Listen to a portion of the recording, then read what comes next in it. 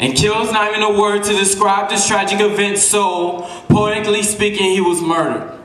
After he whistled at a Caucasian woman. And he to his mother's warning because his friends dared them outside. So he went inside the store and whistled. And that sound of trouble beats upon her ears. And she tried to know what she heard because ignorance is not even a word that deserves eye contact. So she finished counting change. And ironically, this situation changed. Because her husband followed him, retraced his steps, coming to the front porch of tragedy, break to his home, taking him to a barn and beat him just because he whistled. And that sound of trouble beats upon his life, hitting his skin with pain until black is not even a color no more. It's just a bruise. Like history loved telling stories of Africans being lynched as barbed wire strangled his neck, slit his throat bloodshed. As he choked over silent scream, pain just bleeds. As they cut out one of his eyes so he couldn't look past the words of, "You ain't nothing.